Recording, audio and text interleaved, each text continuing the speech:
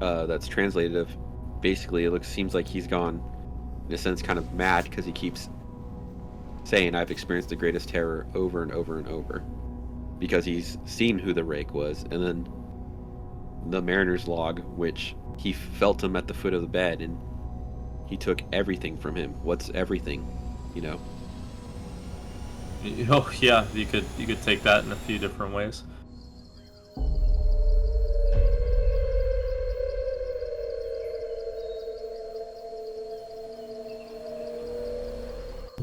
Welcome back to the Fictitious Dark, where we explore the lines between truth and the fictitious. I am Brandon, and I'm here with my co-hosts Josiah and Rick. Hey, what's up? What's up? And today, yeah, we're gonna be reading something very special for you. You know, we're gonna be reading another creepypasta as we slowly take Rick deeper and deeper into the vast troves of knowledge that exist.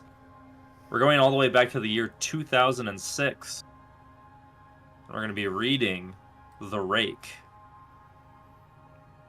Now, I don't know if we want to discuss what we all know about The Rake beforehand, or are we going to just dive in and then talk after?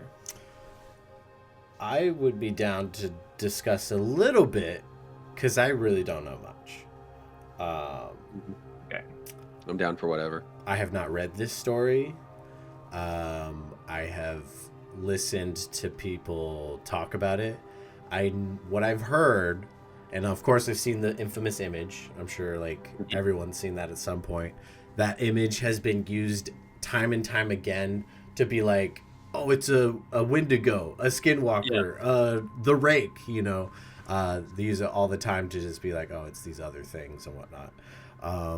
So from what I know, I don't know exactly how it worked. I don't know if this is a 4chan thing or a Reddit thing.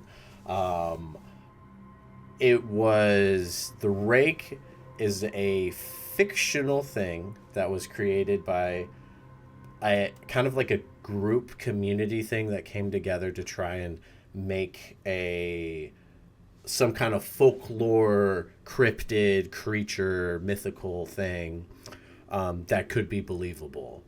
And people came together and came up with this image of the Rake, or did the image come first? That's where I'm confused. I'm not 100% sure. What do you know?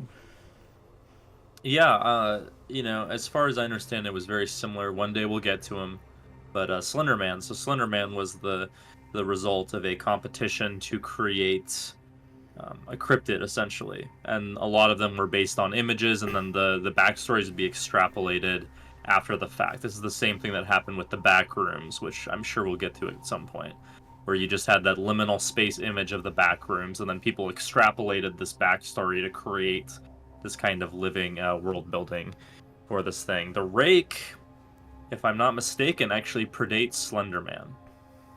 We have this source here that we're reading from, comes from July, I believe, 2006, which is a couple of years before Slender Man popped on the scene. And it's interesting. I don't want to go too far down the rabbit hole, but two members of the community I was involved with, because I was in the Slenderverse.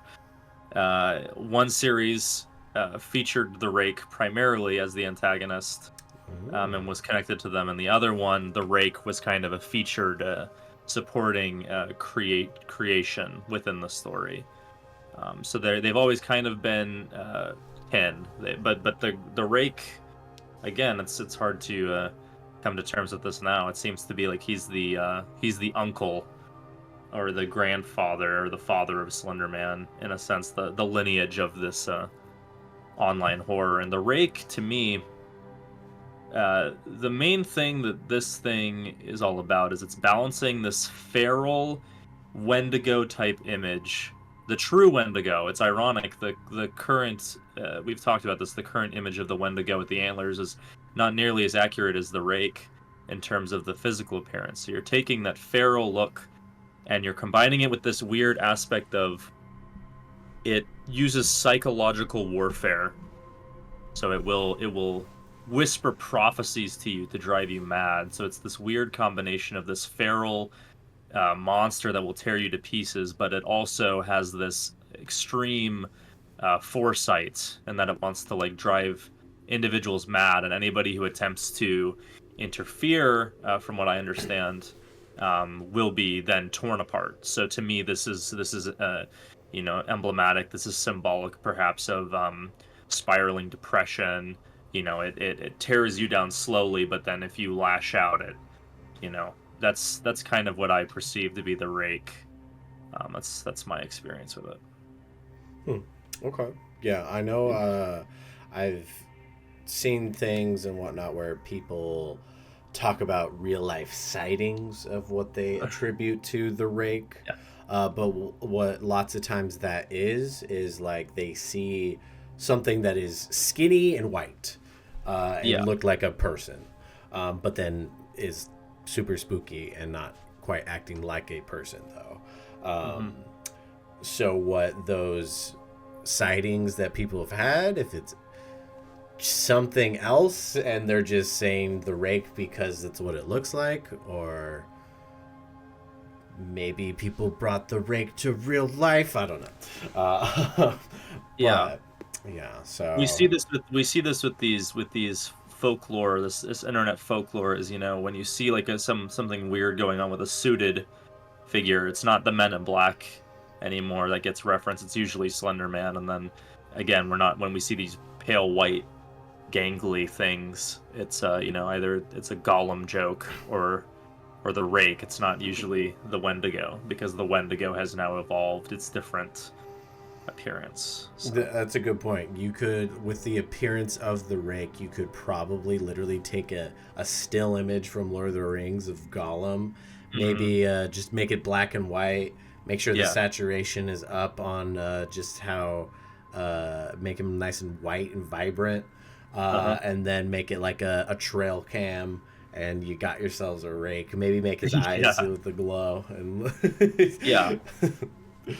So, yeah, okay. So this original Rake story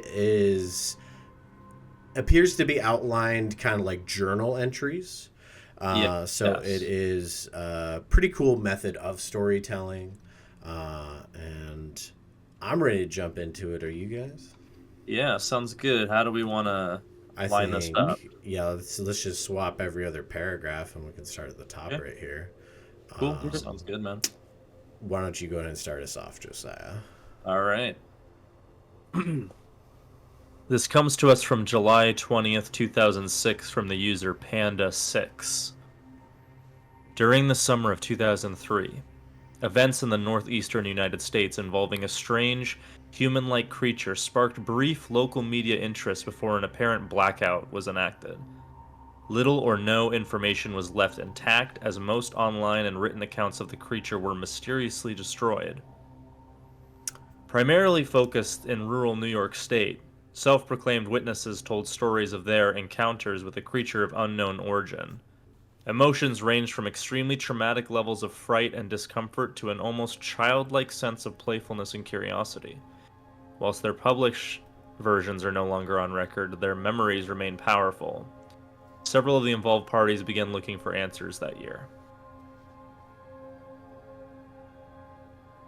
I'll take over from here. In early 2006, the collaboration had accumulated nearly 2 dozen documents dating between the 12th century and present day, spanning 4 continents. In almost all cases, the stories were identical. I've been in contact with a member of this group and was able to get some excerpts from their upcoming book. And then it shows like almost like a ghostly like photo in a like rundown house. I don't know if that's part of it. Yeah, the photo is like almost like, it looks like the outline of that traditional Rake image. That's like almost like all ghosty in this photo. Yeah. I've never seen this particular photo before, but it's kind of, I don't know, whatever. It doesn't really say much to me. I'm not sure. It's a little weird. Yeah. Alrighty. So, due to some YouTube metrics and AI and everything, there's certain words that have to do with certain things that we can't say. So I'm going to self-censor myself. Thanks, YouTube. All right, so this is the Rake. This is a note from 1964. As I prepare to take my life, I feel it necessary to assuage any guilt or pain I have introduced through this act. It is not the fault of anyone other than him. For once I awoke and felt his presence, and once I awoke and saw his form. Once again I awoke and heard his voice, and looked into his eyes. I cannot sleep without fear of what I might next awake to experience. I cannot ever wake. Goodbye. Found in the same wooden box were 2 empty envelopes addressed to William and Rose, and 1 loose personal letter with no envelope. Dearest Linny, I have prayed for you. He spoke your name. All right. Now we have a journal entry translated from Spanish. We've gone back in time to 1880. Interesting. I have experienced the greatest terror. I have experienced the greatest terror. I have experienced the greatest terror. I see his eyes when I close mine. They are hollow, black. They saw me and pierced me. His wet hand, I will not sleep. His voice, unintelligible text. And then the next one, we go back even further. A Mariner's Log, 1691. He came to me in my sleep. From the foot of the bed, I felt a sensation. He took everything. We must return to England. We shall not return here again at the request of the Rake. So it's almost like the Rake has some sleep paralysis demon qualities about him. Mm-hmm. He appears on a ship. You know? Yeah. If it's a mariner's log, he's logging it on the boat, probably. Yeah. Now that's interesting, because it's like, where does the Rake reside if he's popping up on a boat? So. And where was the ship going? Yeah, where are they not supposed to return to? Yeah, exactly. All right, so this next part is a longer thing, so let's just swap literally every other paragraph. Sounds good. From a witness in 2006. So this is up to the current date of this posting of 2006 when it first came out. 3 years ago, I had just returned from a trip from Niagara Falls with my family for the 4th of July. We were all very exhausted after a long day of driving, so my husband and I put the kids right to bed and called it a night. At about 4 a.m., I woke up thinking my husband had gotten up to use the restroom. I used this moment to steal back the sheets, only to wake him in the process. I apologized and told him I thought he got out of bed. When he turned to face me, he gasped and pulled his feet up from the end of the bed so quickly his knee almost knocked me out of the bed. He then grabbed me and said nothing. After adjusting to the dark for half a second, I was able to see what caused the strange reaction. At the foot of the bed, sitting and facing away from us, there what was appeared to be a naked man, or a large hairless dog of some sort. Its body position was disturbing and unnatural, as if it had been hit by a car or something. For some reason, I was not instantly frightened by it, but more concerned as to its condition. At this point, I was somewhat under the assumption we were supposed to help him. My husband was peering over his arm and knee, tucked into the fetal position, occasionally glancing at me before returning to the creature. In a flurry of motion, the creature scrambled around the side of the bed and then crawled quickly in a flailing sort of motion right along the bed until it was less than a foot from my husband's face. The creature was completely silent for about 30 seconds, or probably closer to 5, it just seemed like a while. Just looking at my husband. The creature then placed its hand on his knee and ran into the hallway leading to the kids' rooms. I screamed and ran for the light switch, planning to stop him before he hurt my children. When I got to the hallway, the light from the bedroom was enough to see it crouching and hunched over about 20 feet away. He turned around and looked directly at me, covered in blood. I flipped the switch on the wall and saw my daughter Clara. The creature had ran down the stairs while my husband and I rushed to help our daughter. She was very badly injured and spoke only once more in her short life. She said, "He is the Rake." My husband drove his car into a lake that night while rushing our daughter to the hospital. He did not survive. Being a small town, news got around pretty quickly. The police were helpful at first, and the local newspaper took a lot of interest as well. However, the story was never published, and the local television news never followed up either. For several months, my son Justin and I stayed in a hotel near my parents' house. After we decided to return home, I began looking for answers myself. I eventually located a man in the next town over who had a similar story. We got in contact and began talking about our experiences. He knew of 2 other people in New York who had seen the creature we now referred to as the Rake. It took the 4 of us about 2 solid years of hunting on the internet and writing letters to come up with a small collection of what we believe to be accounts of the Rake. None of them gave any details, history, or follow-up. One journal had an entry involving the creature in its first 3 pages and never mentioned it again. A ship's log explained nothing of the encounter, saying only that they were told to leave by the Rake. That was the last entry in the log. There were, however, many instances where the creature's visit was one of series of visits with the same person. Multiple people also mentioned being spoken to, my daughter included. This led us to wonder if the Rake had visited any of us before our last encounter. I set up a digital recorder near my bed and left it running all night, every night for 2 weeks.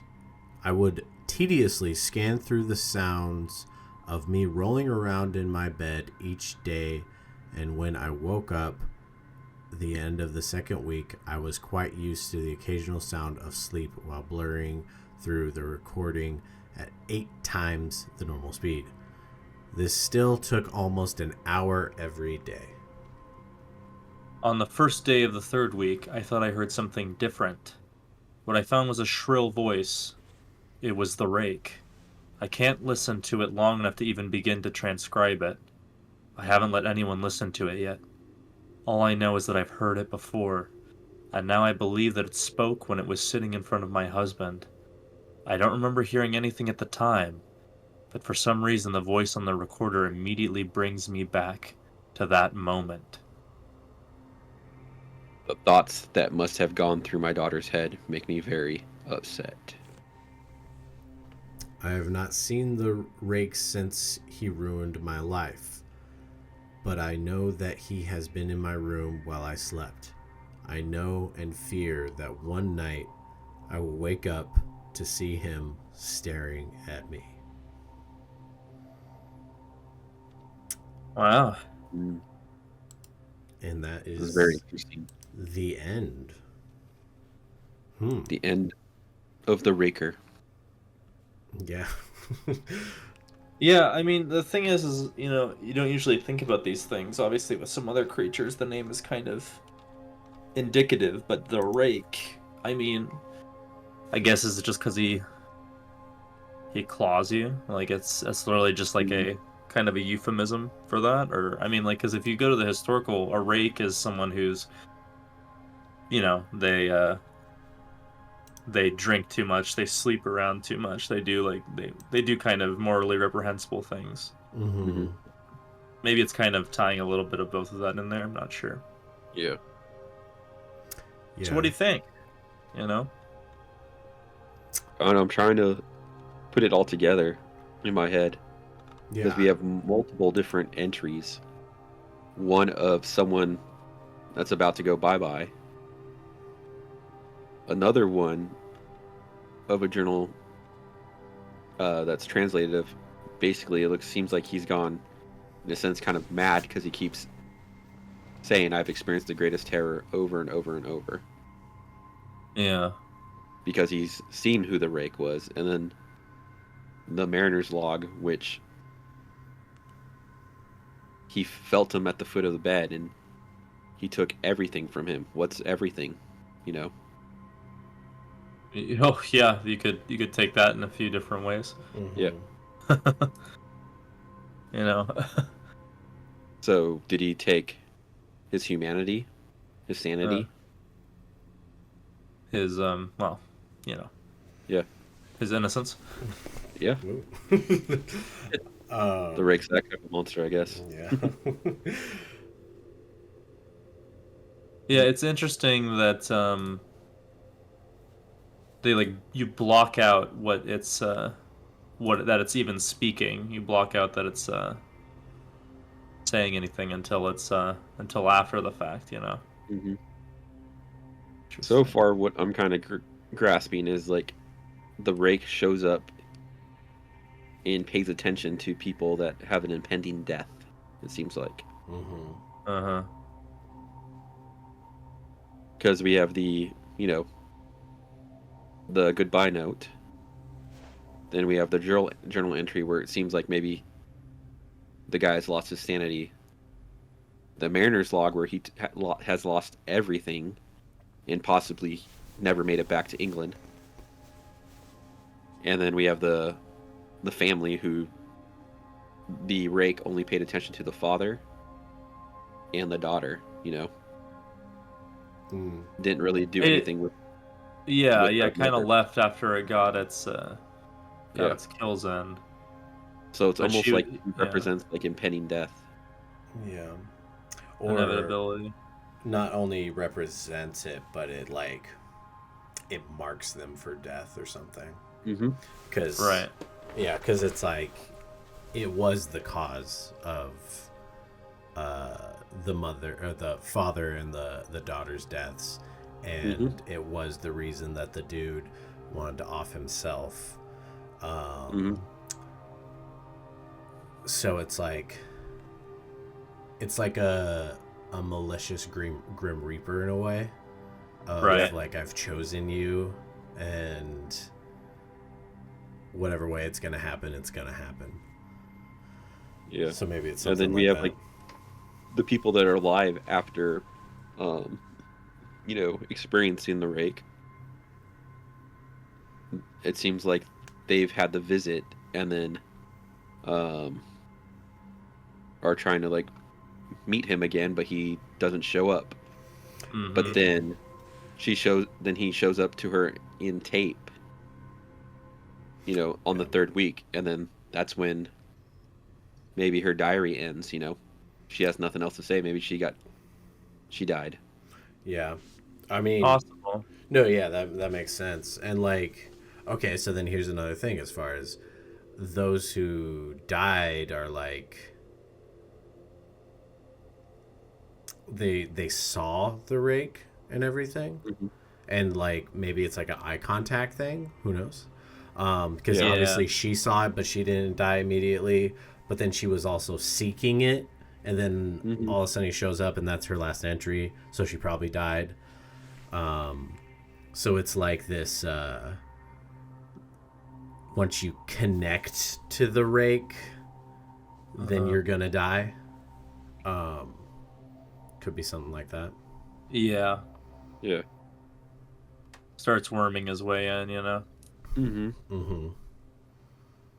then he kind of has almost like a death-like, ghostly, look to him too. Yeah. Yeah, he And typical ghost type stuff. So yeah.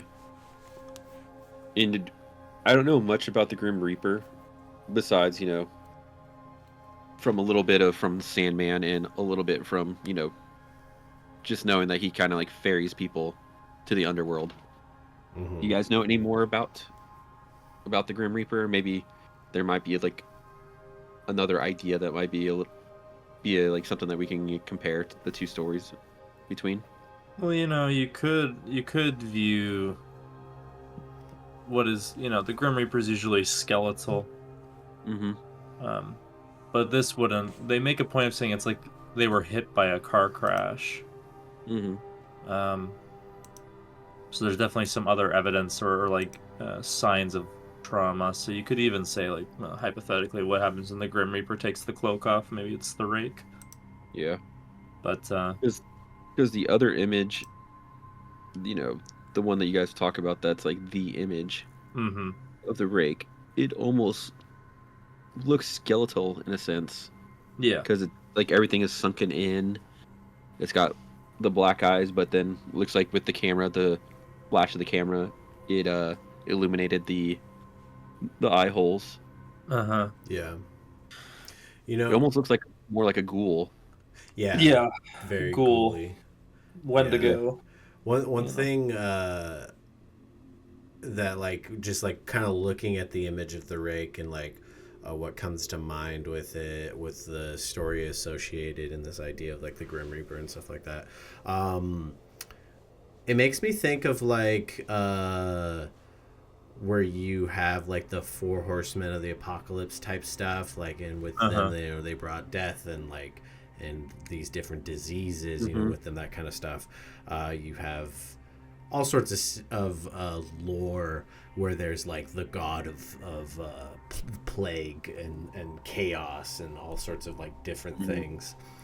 The Rake almost seems like he's like a sapling of death.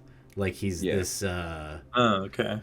He's just like a spawn of that, but he's not the main thing. He's just this little right.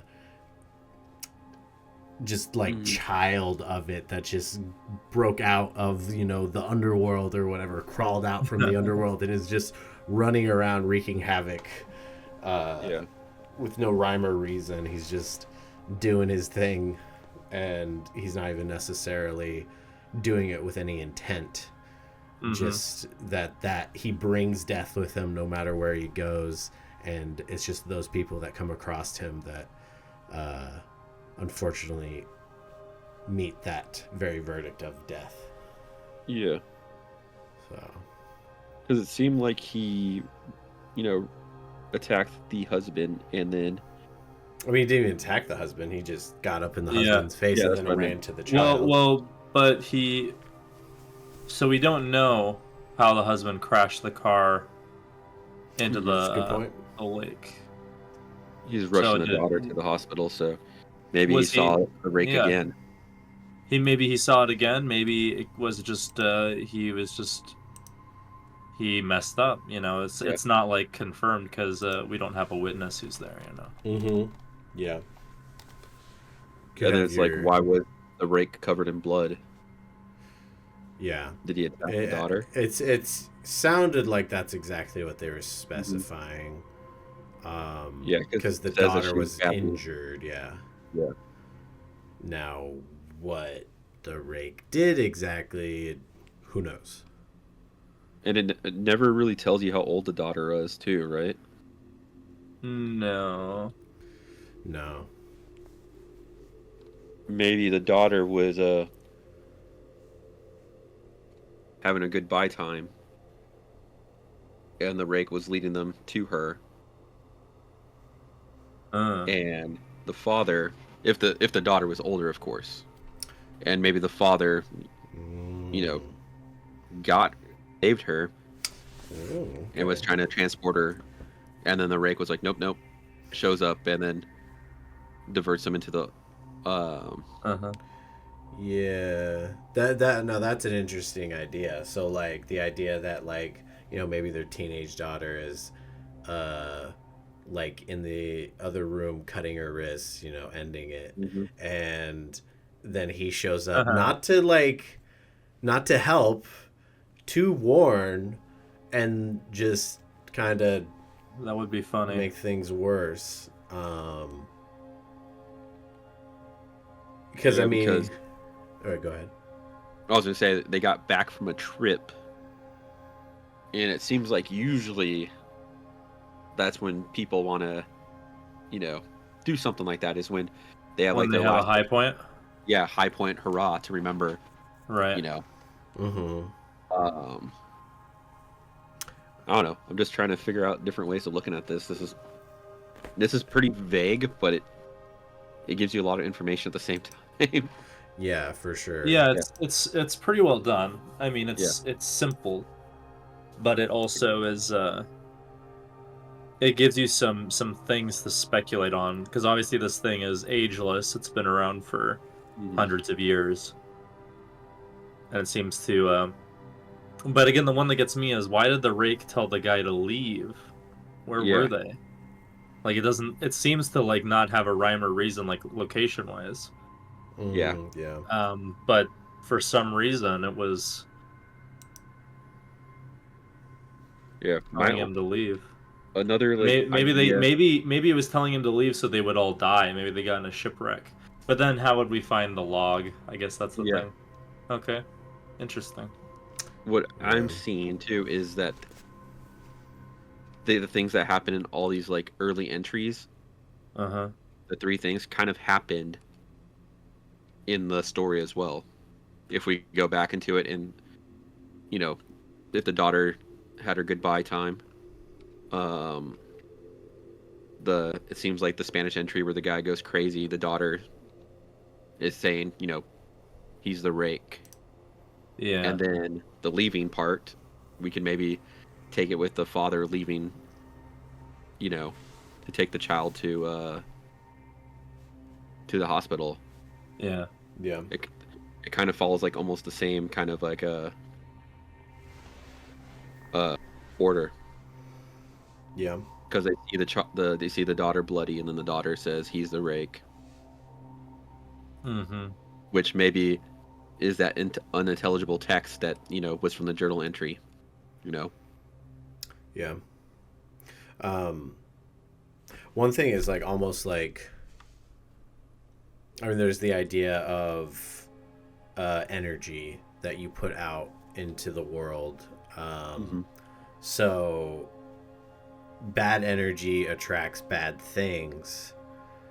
Yeah. So it's like maybe the Rake is just like this kind of like energy vampire in a way. Yeah. And when terrible, really gnarly negative emotions and terrible things are about to happen, he smells blood in the air, type thing, and he appears to feed off of that energy. So it's like, so physically, he might not be doing that much, or he might be, but then he's ultimately there just to be there to absorb what's going on.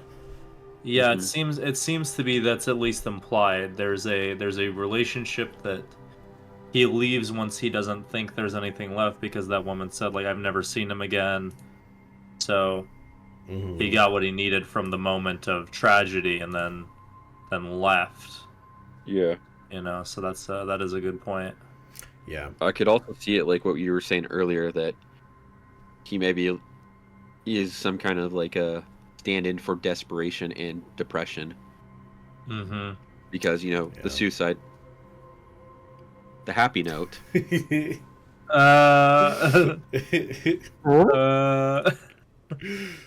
happy note. Brandon, cut that out. I think we're fine. The happy note shows like it seems like someone's like at the verge, the last like little point of like depression, and they're like trying to connect to someone because they left letters to William and Rose. Then the following entry is the depression has hit this this person where they're almost like possibly catatonic, where again saying the same thing over and over, and then saying that he saw someone and saw their eyes, his hand was wet, he cannot sleep, possibly saying he is the Rake. I did like that his hand is wet, because that was like, yeah, with my blood, or again, like, I do like how this there's some. I think you gentlemen both know a lot of the best horror is the stuff that goes unsaid, and Yeah. there's certain subtextual things that are implied. He's naked. He looks like a naked man, and there's just these certain things that are said that imply, maybe not imply anything, but subtextually you could read them in a certain way. Mm-hmm. Yeah, exactly. And like one thing I do like about this story is like it is a prime example of a story that people can just add on to and just keep making their own versions. It's like infinite possibilities. So I would definitely say that what the goal was in creating this story was hands down successful. Yeah, absolutely. Yeah, it was. They created this very, very cool and interesting and creepy cryptid creature folklore thing, and people can just keep building on that foundation that was set. So Yeah, that's pretty cool. Yeah. damn Daniel. Daniel. Damn Daniel. Yeah, like what are you gonna do if you wake up in the middle of the night, you see this super white naked man, and you look down and he's back at it again with the white Vans? Throwing a phone at him. That's all you can do. Yep. He dodges it, attacks with his claws. I throw a blanket up as defense. You will try. Yeah. Yeah.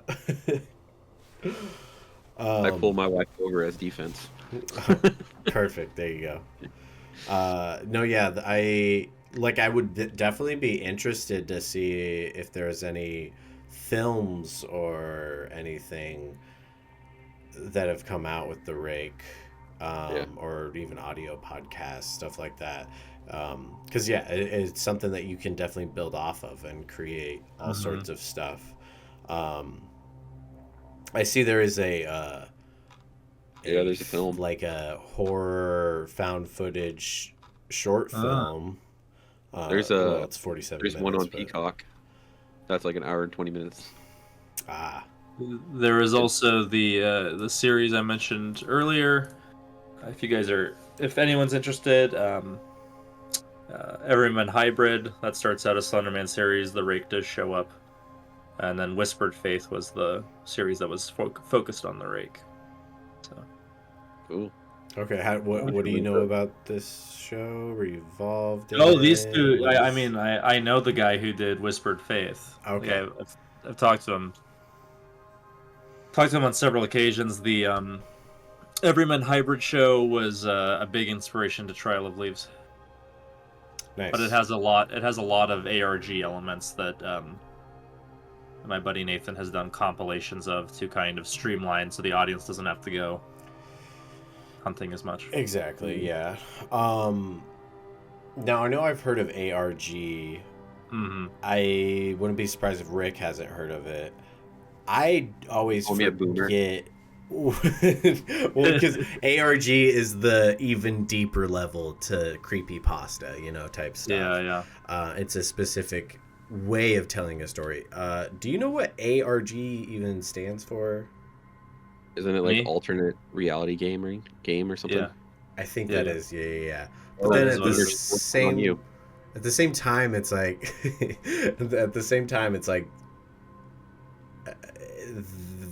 putting that title on what a lot of ARG stories are is not 100% accurate. I mean, it is, but it's just like it's its own thing.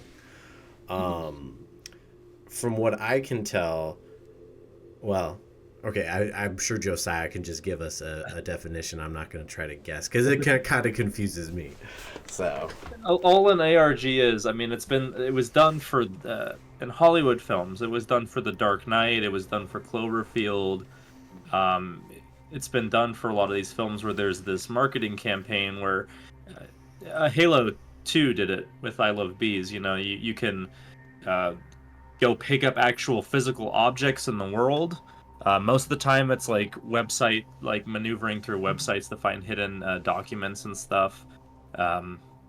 Use create images from sound recordings. You can do that too. Like hidden stuff like that. Alternate reality games are anything where you, the audience, are technically a part of the story, because you are interacting physically with this fictional universe by way of our real world. That's what an alternate reality game is. So anything that involves the audience having to do things to progress the story. That is that weird case where, like, meta-textually, the real world allows you to interact with the fictional world. If that makes sense. Yeah, my roommate was like big into ARG, so he actually showed me a few of them. So good. Yeah. Okay. Yeah. The best one, I believe, is called I Am Sophie. Oh, I don't know that one. I've not. It's heard about a person that's trying to be like a socialite, social media influencer, and it gets pretty dark from there on. Okay. I'll have to check it out. There may be some like dark stuff going on in the background of her videos. Oh, okay. I see. I think I heard about this actually. Yeah. Where unfortunately, COVID killed it off before we could get like a shame final end to it. Damn. Shame. Yeah. That sucks. Well, look at that. Rick does know a thing or two about it. Oh yeah. I'm not super boomer. Boomer out here booming on people. Booming around. It's just me, booming around when I can. Mm-hmm. Yeah. Booming. But I think the Rake is, as well as like Slender Man and whatnot, great example of an image that you can just let your mind run wild looking at that image. And like, I wonder what the lore is behind this. What is that thing and everything? And I think the Rake specifically is one of those things where people see the image and they think it's like people claim that it's real, and then people are like, oh, like, is that real? Like one of those things. But if you do look at the image closely, you can tell it is it is a trail cam photo, and that Rake definitely looks like a computer generated effect.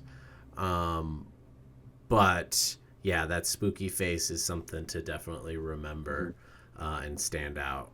So good on them. And that's the thing with the last two creepypastas that we've read. The image is basically like the starting point, that gets the thought and the story in your head, and then while you're reading it, you keep having that image is stuck in your head. Yeah. And it's something that helps well with grasping the story and actually like holding on to it. Yeah, exactly.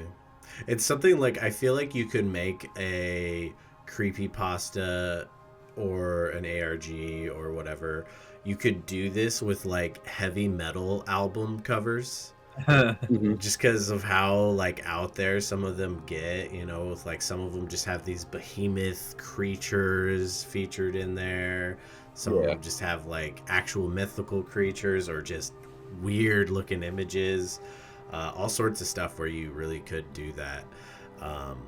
So yeah, it just goes to tell you the power of an image and how it can just get your mind going. So definitely something that I really think is super cool. That's for sure. Well, I'm glad you enjoyed it. Yeah, for sure. Alrighty. I'm ready for the next one. Exactly. On to the next one. So unless you guys have any other thoughts. Nah, man, I'm good. Not that I can think of. I think I'm all thought out. Alrighty. But I'm sure that maybe we can do like a short video to sum up like some of these, creepypastas after a while, after we have some time. Here's what we do. Here's what we do. We go full content creator and we do a tier list of the creepypastas and we argue over it, and that's why it's funny. Perfect. Okay. Yeah. I'm totally We'll down have with to that. we'll have to read all do through them our all own, so we understand them.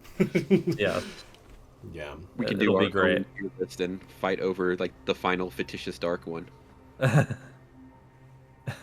Perfect. I know one thing that I'm interested that we should read sometime because I know jack all about it.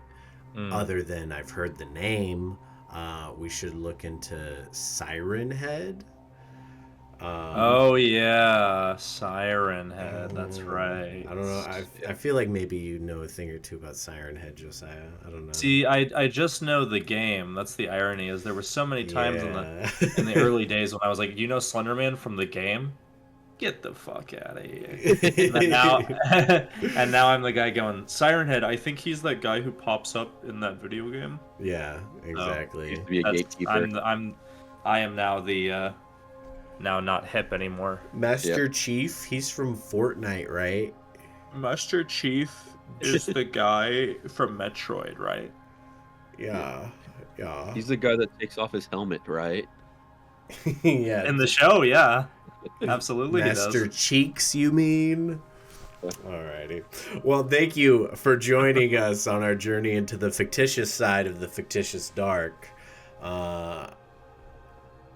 Give us any suggestions, comments on future videos that we could do and topics to cover. Maybe some lesser known ones. If you have anything in mind that you like, that you feel like is underappreciated, definitely let us know and we'll check that out. But as always, thank you. My name is Brandon. And you forgot something. And I'm Josiah. that's Josiah, and that's Rick. And what did we forget, Rick? Don't forget to like, subscribe, and post something rad. Post Okay, something man. rad. Go ahead, take it away. Share and that kind of stuff. Okay, bye.